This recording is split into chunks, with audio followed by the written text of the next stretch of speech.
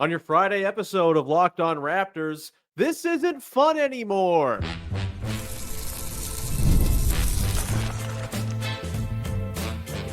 You are Locked On Raptors, your daily Toronto Raptors podcast, part of the Locked On Podcast Network. Your team every day. Hey, what's going on? And welcome to another episode of Locked On Raptors, part of the Locked On Podcast Network, your team every day. It is Friday, December the 27th. Hope everybody had a wonderful holiday. And I'm your host, Sean Woodley. I've been covering the Toronto Raptors now for 11 seasons on various platforms. You can find all my work over on Blue Sky. The show's on Instagram. You can also join us in the Locked On Raptors Discord server. Link in the description of the podcast. Great place. Come hang out, talk ball. And on a day like today, where people have to work, but no one's really working, come hang out in the Discord instead of working. It's a great way to procrastinate your daily tasks at your job. And we'd love to see you become part of the listener family over there. Of course, you can also subscribe for free to the daily Locked On Raptors newsletter. It's 100% free of charge. You get myself 5 times a week, most weeks, not this week because of the holiday, but you get Katie Heindel 4 times a week, talking all things league at large. You've got Josh Lloyd fantasy tips. It's all there for you. You can go to the QR code on the screen if you're watching, or you can go to the link in the description of the podcast and click through there, and you can support the newsletter. It's much appreciated. We're near 800 subs on the newsletter. Bonkers, crazy. Thank you all for subscribing. On today's show, which is brought to you, of course, by our friends over at FanDuel, where you can get $250 in bonus bets with your first $5 bet right now if you visit FanDuel.com to get started.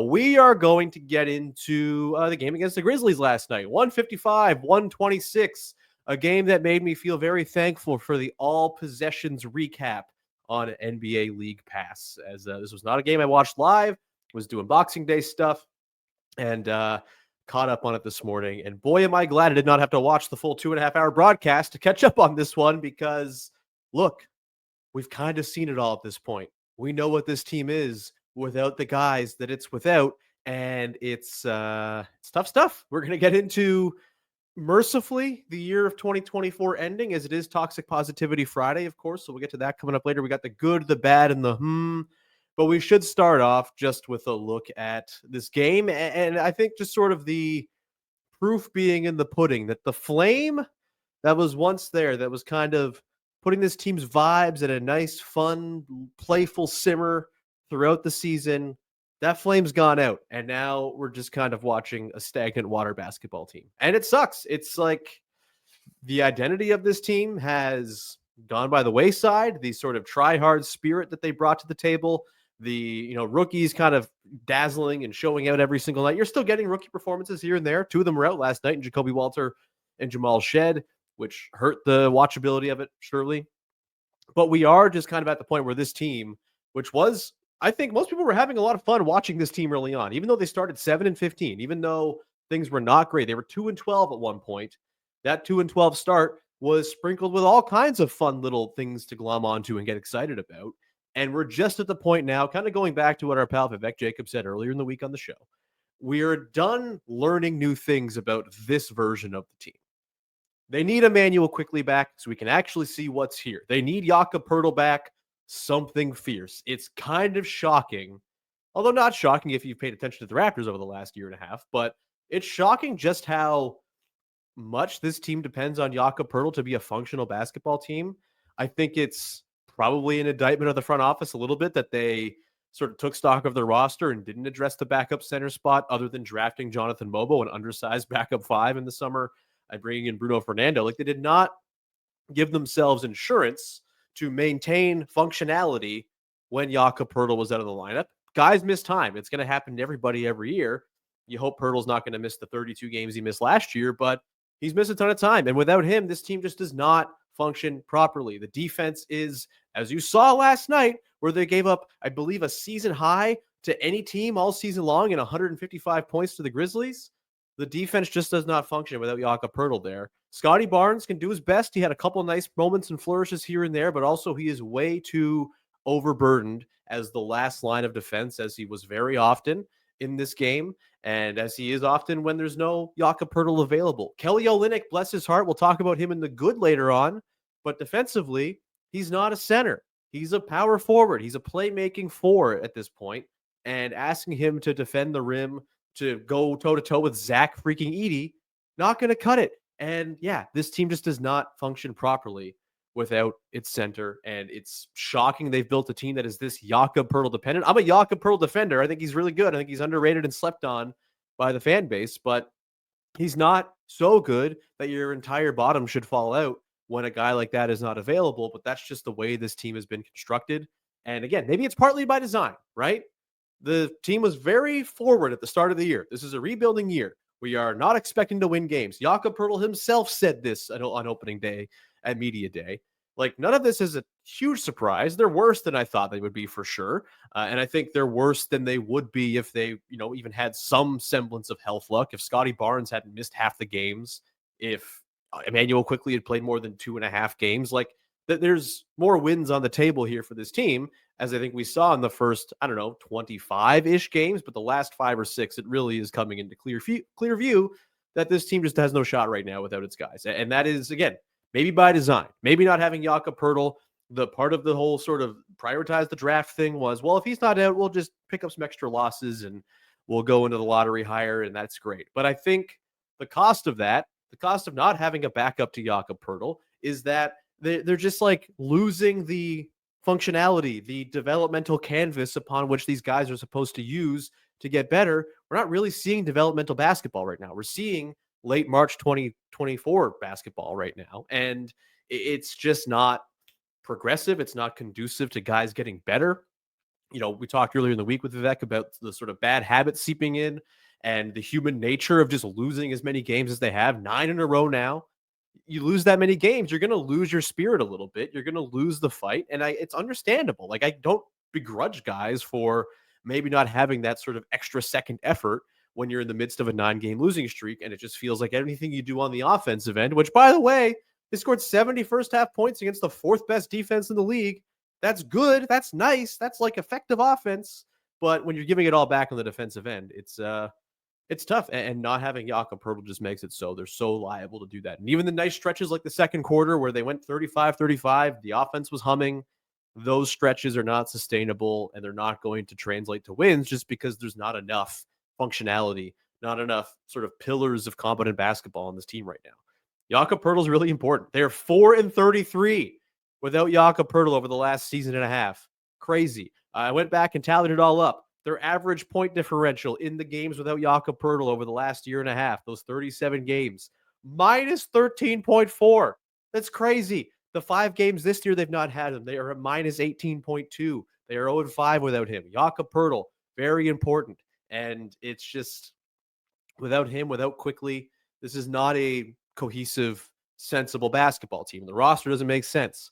You need those guys for this team to actually make sense on paper. And I do think when you have him, it makes a lot of sense, but this is a team that can't withstand injuries. This is not a team that has built itself. I mean, this is a team that built itself without a legitimate backup point guard and without a legitimate backup center, and the point guard and center are out. Like, of course, this is a rudderless mess at the moment, but you hope that the worst is behind us, that the sort of new year flips over and you get some guys back and you can actually see real basketball. As I talked about earlier in the week, they're at the point now where they've lost so many games. They're 7-24. They're so far back from any play-in conversation or anything like that, that they can get their guys back and just let them run and still probably lose enough games that they're going to be in the top 5 of the lottery, if that's a thing that you're really hoping for, which at this point, I guess might as well hope for that. I mean, like, it's just the way it is. It's the way she goes. Like, I do think there is going to be like a month, 2 months of fun, interesting basketball again for this team in front of them. But right now, it's just a holding pattern. It's just a waiting period, waiting for that to come back. And it's tough. Last night's game just, yeah. I mean, the fact that like you don't have Jamal Shed and you can kind of palpably feel the lack of his energy, like he's an energy infusing guy. He's someone who feels like he's sort of core to the whole we're insane tryhards no matter what thing. And not having him, like, yeah, it's concerning if the second round rookie not being available sort of impacts your spirit. But again, it's where they're at right now. It's really tough. That said, it feels bad right now. Like I said, though, coming into next year, like the calendar flips over, the 10,000 foot view, the circumstances that have led to this situation haven't changed at all, right? Like they've been injured all year. We know the reasons why they're playing this sort of ugly, lifeless brand of ball. We know why it's not going well right now. I don't think we're sort of having any sort of new revelations about this team right now, other than, hey, not having Jakob Poeltl, bad news. Like, once they get their guys back, there's reason to feel excited. There's still a team that has uncovered potentially 4 rotation players in one draft where they didn't pick higher than 19th. That's huge. Grady Dick has taken steps forward. Ochai Agbaji has taken steps forward. Like, there's a lot to eventually come together into a real functioning competitive basketball team here that we could see very soon. But yeah, it's just right now, you're just hoping for health. You're just waiting for that time where they can kind of get off the starting line and actually play basketball with their team. The fact that we have been through 10 months of 2024 without seeing a BBQ game with Quickly, Barrett, and Barnes together is frankly flabbergasting, and it sucks, and it's a bummer, and it has put a damper on the last year that has been Toronto Raptors basketball. But better days can be ahead. I'm sorry I didn't really talk about the basketball. What do you want me to say? Like, yeah, they lost. Like, it was bad. Like RJ Barrett, really good stuff offensively. Great. Scotty Barnes hit a couple threes. Awesome. Like, there's not a whole lot of things to analyze from this game. So sorry if I didn't go deep on the X's and O's of losing by 29 to the Memphis Grizzlies. But we are going to come back on the other side. And we're going to get into Toxic Positivity Friday, as we do here on the podcast on Fridays. And yeah, they're 7-24. It's hard to think of things to be toxically positive about, but just the mere idea that the hell year of 2024 is nearly over, that's something that you got to feel all right about. We'll get to that and why that is coming up in just one sec. Today's show is brought to you by our friends at Robinhood Gold. With Robinhood Gold, you don't need the silver spoon to eat up the financial favors of the 1%. Robinhood Gold allows others to get rates and perks usually reserved for high society. Now, the resourceful individual with Robinhood Gold can earn the very liberal rate of 4.25% APY on uninvested cash and be rewarded with a handsome 3% retirement boost on IRA account contributions. Robinhood Gold provides the privileges of a high net worth for any net worth. These generous benefits are now available for only $5 a month. The new gold standard is here with Robinhood Gold. Sign up at robinhood.com/gold. Terms apply. For product-specific disclosures, visit robinhood.com/gold. Investing involves risk. Rate may change. Gold membership is offered by Robinhood Gold, LLC. Back at it here, closing out the week here on your Friday, talking Raptors, Grizzlies, or, the sort of loose outline of Raptors, Grizzlies. You saw the game. If you didn't see the game, congrats. You avoided watching something not super great. Let's get to Toxic Positivity Friday, shall we? Again, this is our weekly segment on Fridays where I put the blinders up to all the bad stuff going on in Raptors basketball and try to focus on the good. This has become increasingly challenging over the last few weeks, but I'm nothing if not committed to the bit. And so, yeah, Toxic Positivity Friday. I mean, for me, this is the final Friday of 2024, and this is all about new year, new beginnings, new Raptors, baby. Yeah, like maybe my heart's not in it, and it is. My heart is in it. 2025 is going to be better than 2024. I feel pretty good about that. If it's not, things have gone horribly, horribly wrong, and we're probably a year's time from now looking at more full scale, like tear it down to the studs changes than we want to be looking at. I don't think that's going to happen.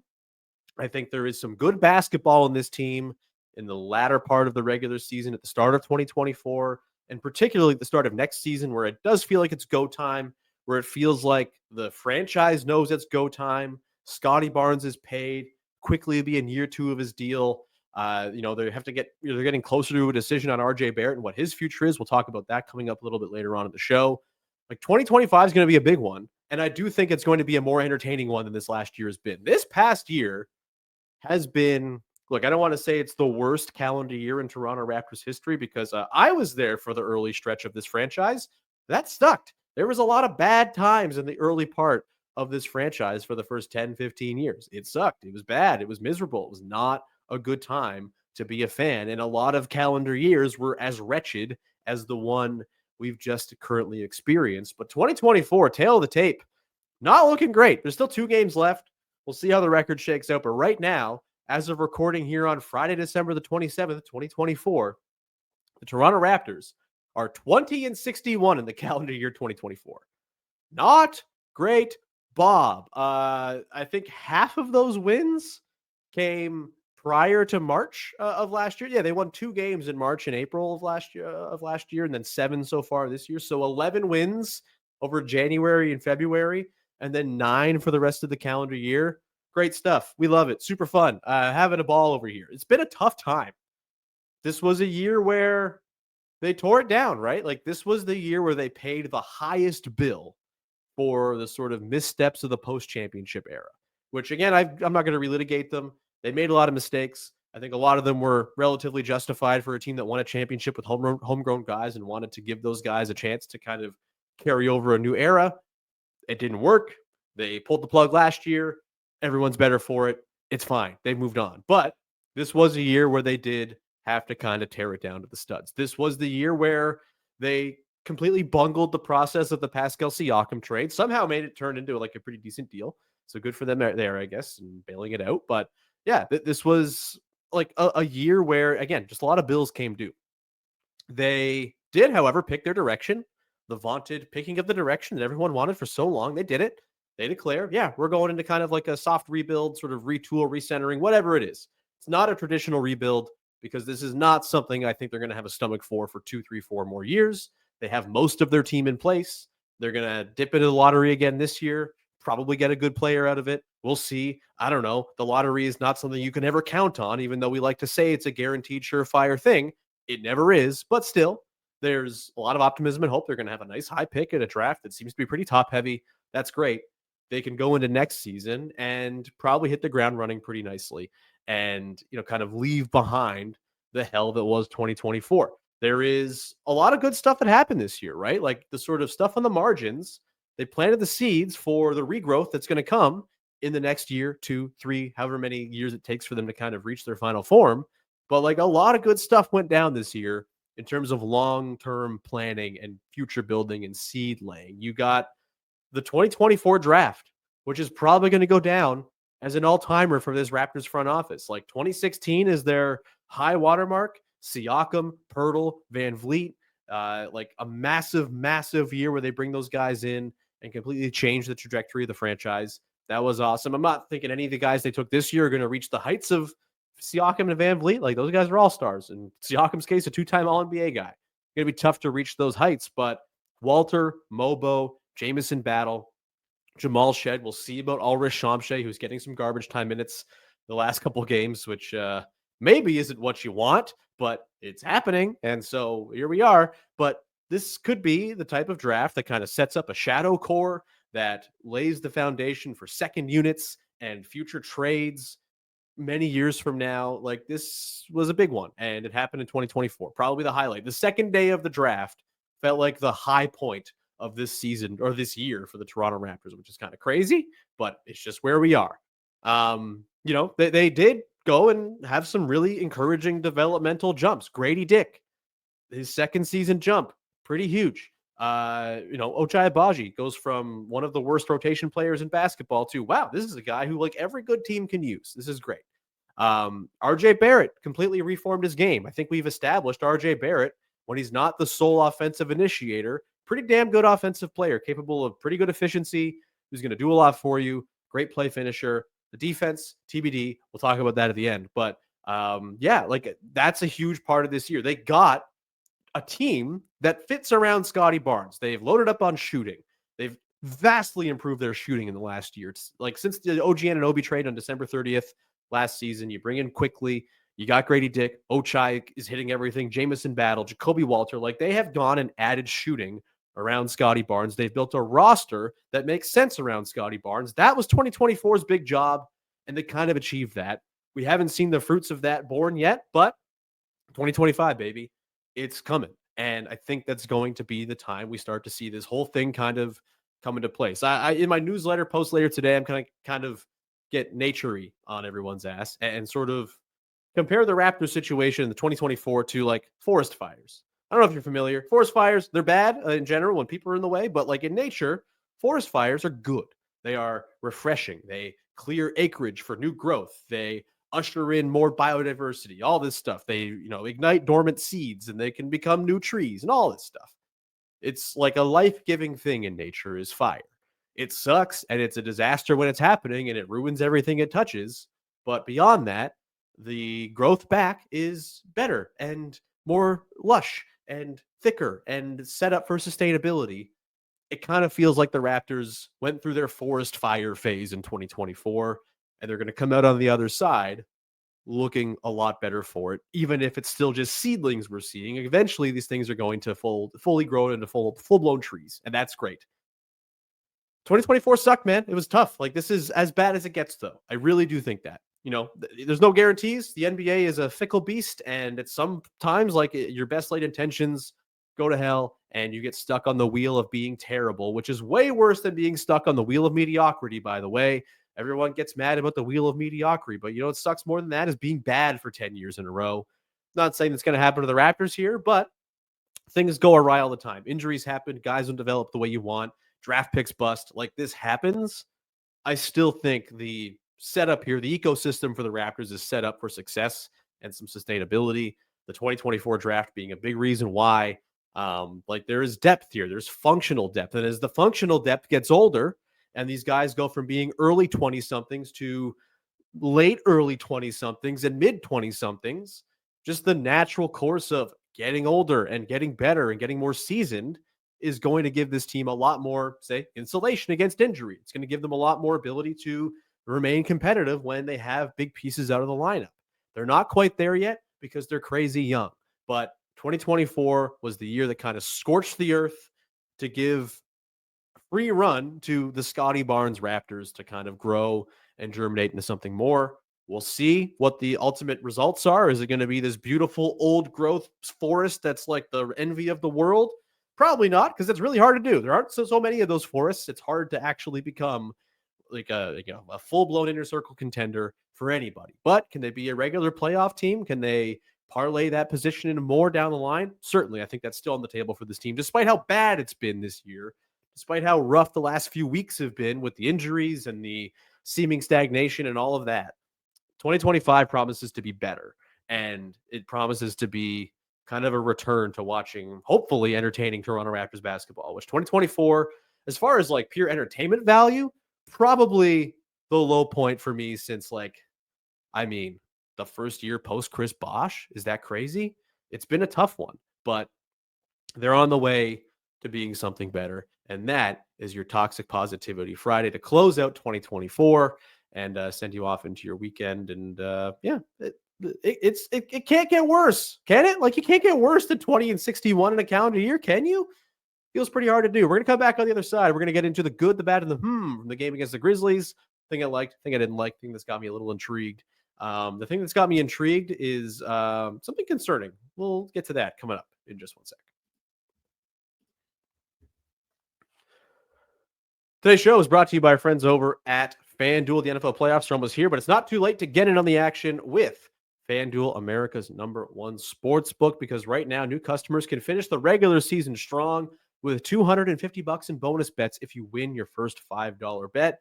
It's that simple. You put down a $5 bet. If it's your first one and you win it, you get $250 in bonus bets to go play around with over on the site. FanDuel has a lot of ways for you to go pick up a W. Maybe you like betting on which players are going to score a touchdown in a given game or how many points a team will score. All kinds of ways to get in on the action. You can make live in-game bets if you have a hunch as to what's going to happen. You can always go and you go to the very easy to use website and it's going to score a touchdown on this drive. I think they're going to score a touchdown on this drive. I'm going to bet on that type of stuff. You can go do it. You can bet, of course, on spreads and who's going to win the whole thing, who's going to win major awards, not just the NFL either. You got all kinds of sports you can go peruse. Go check it out. Go visit FanDuel.com to join today. That's FanDuel.com for your chance at $250 in bonus bets. Make every moment more with FanDuel, an official sportsbook partner of the NFL. Wrapping it up here, your Friday edition of Locked On Raptors, sending you off into the weekend. And again, hope everyone had a wonderful holiday, all that good stuff. I'm very full, very full. And after I finish recording here, I'm going to go eat more leftovers. So I'll stay full. Just fattening up for the holiday run. Let's get to the good, the bad, and the shall we? Thing I liked, thing I didn't like, thing that's got me a little bit intrigued about what's on deck for Toronto Raptors, or what happened for the Toronto Raptors in their latest Toronto Raptors basketball game. A 155-126 loss to the Grizzlies. That was a bummer. The nice second quarter push, I guess. They were pretty fun in the second. They scored a bunch. They scored 70 first half points. I guess that's good. I guess more specifically, I thought the first half of this game might have been the best we've seen from Kelly Olynyk on offense this season. 14, 5, and 5 for him, 6 of 9. He hits a couple threes. Like, you'll take that all day from Kelly Olynyk. I think, look, he's clearly not doing much defensively to offer resistance. He's going to have to be out there with better defensive players once the team is back and healthy to really, I think, sort of make things work as that connective stretch four. But the offensive stuff is there, right? He's a good passer. He might be like the second or third best passer on the team right now, which is, I mean, that speaks to what a good passer he is, right? I think there's the 3-point shooting, obviously, super valuable. The fact that he can just knock him down and have a night where he goes 3 of 5 or 4 of 6 or whatever, like that's a huge, huge asset to have. He's going to work in lineups with Scotty Barnes. I think, when they have more of a full sort of complement of guys, I think like Scotty, Kelly, Jakob Poeltl lineups could work. I think Scotty, Mobo, and Kelly lineups, while they haven't quite worked or really had that much run so far, like that's a sensible trio of guys to kind of overcompensate and, play off of each other's skills and all of that. You need more on the wings. You need ball handling, all that stuff. It's all important. They don't have it right now. But I do think the best stuff we've seen from Kelly on offense so far. He can still barely move on defense. I don't begrudge him for not being able to slow down Zach Edey. It just was not size for size thing that he's going to hold up with. Zach Edey's enormous. Kelly Olynyk can barely move. It's tough defensively for him right now. But, again, they're putting him in a position that's just not his. Offensively, I thought he offered some nice stuff in this game. The bad. This is not about, look, I could just gesture broadly at the basketball game that the Raptors played. It was all bad, okay? Instead of picking out a specific thing with the Raptors, I just want to talk a little about the jerseys. Look, the jersey matchup looked beautiful. You got the Raptors throwbacks, the Grizzlies throwbacks. But my bad is the Grizzlies having Vancouver written on their throwback jerseys. Why? This is weird. This is like wearing the skin of someone you've bested in combat. It's bizarre. It's weird behavior. Like the OKC Thunder are not out there wearing Seattle Supersonics merch that would cause a full-on riot in Seattle that might cause like a mass march or convoy to OKC to break it up. It's like, I don't know. It's just very strange wearing the Vancouver Grizzlies jerseys. I get it. But the Grizzlies had their own thing. They've had like Vancouver Grizzlies inspired jerseys during their time in Memphis. Why it says Vancouver, I don't know. It's weird. Again, it's like wearing a pelt of an animal you killed and then walking through the family of the animal you killed wearing the pelt and be like, aha, look at this. I'm wearing your dad. Very strange. Let's wrap it up with that, shall we? Is RJ Barrett's defense just going to be a deal breaker here? Because he puts up an efficient 27, 9, and 10. And he looks very obviously like a guy who, when Scotty Barnes is out there, he's going to give you efficient offense more often than not. It's pretty clear at this point. The pattern has been established. When RJ Barrett's not the number one and he's a play finishing number 2 or 3 guy, he's someone who's going to put up numbers, and that's great. You need efficient numbers from guys, especially on a team with Scotty Barnes, who is not a go-to 28 points a night type of guy as a lead option. He is a creator. He is a guy who sets the table for others, and Scotty Barnes plus shooting and play finishing, to me, continues to be the formula that they've got to strive for and that they will have once they're fully healthy and have all their guys. But how effective is RJ Barrett really being when he's having these games where he puts up big numbers? It looks great on the paper, but when you watch the game, it just feels like the impact's not there because he's giving so much back on the other end. The defense stuff with him has been genuinely concerning. And this is the thing. RJ Barrett's never been an incredible defender, but he's had times where he's been passable, even sort of good, going back to his second season. That's the one, 2020-21, where the Knicks are kind of spunky and fun, and RJ Barrett is actually providing value defensively. He was worth 3 defensive win shares during that season, and it's gone way downhill since then. He's not worth anything defensively right now as far as adding to win totals. and his like defensive box plus minus is a stark negative. Like all the metrics paint him as a bad defender, and looking at him with your eyes, it's pretty clear to see not a good defender. The off-ball falling asleep stuff is so concerning and continues to just not get better. He got back cut to oblivion by Desmond Bane seemingly 100 times last night. He loses guys in transition. He's just not constantly kind of thinking defense, right? On offense, you can see the wheel spinning at all times. All right, I'm going to cut here. I'm going to drive here. I'm going to pro pick and roll here, make this pass at the right time, all this stuff. On defense, there's just not those like same synapses firing, right? Like it's just like he's there and he's getting back cut, or he's he's giving too much space for a guy who's going to shoot and hit a three over his head or whatever. Like there's just not good defensive decision making going on. And like, look, I don't think we've yet figured out what any of these guys' future is with the team just yet. Like we're still figuring all this out. We need to see the team actually play together to have grand conclusions on anything here. On Scotty Barnes, on what Quickly's value is, on RJ Barrett, on Grady Dick and his long-term fit, on all of this stuff. You need to see the actual team play together to actually know what the hell's going on. But I do think RJ might be the guy we're getting closest to figuring out whether or not he is part of the next great Raptors team. And right now, subject to change, things can change. Maybe he finds some well of defensive ability that he just kind of taps back into, go watch his tape from 2020 or 21 and then figures out, okay, this is the stuff I was doing then. I can apply it here. I don't know. But I do think right now, RJ Barrett is having me lean towards he's not going to be on the next great Raptors team because the defense is just too untenable. It's tough. I love RJ Barrett. The franchise clearly loves RJ Barrett. It's awesome to root for a guy who's having this much success, having a bit of a career renaissance on his hometown team. It's a delight. I always feel bad having negative things to say about RJ Barrett because like he's a genuinely easy dude to root for and a very nice guy to have around on the team. But the defensive stuff is a concern. And it's just, I don't really see a world in which it gets better. You know, having Jakob Poeltl and Scotty Barnes as your defensive backline certainly helps, right? When those guys are there, the Raptors defense is competent. Scotty Barnes' on-off defensive metrics this year have been ridiculous. The Raptors are a competent defense when he's on the floor, and they're a disaster when he's not. Jakob Poeltl helps bolster Scotty Barnes, as we saw last night. Not having Jakob Poeltl hurts, especially against a team as big and offensive reboundy as the Memphis Grizzlies are.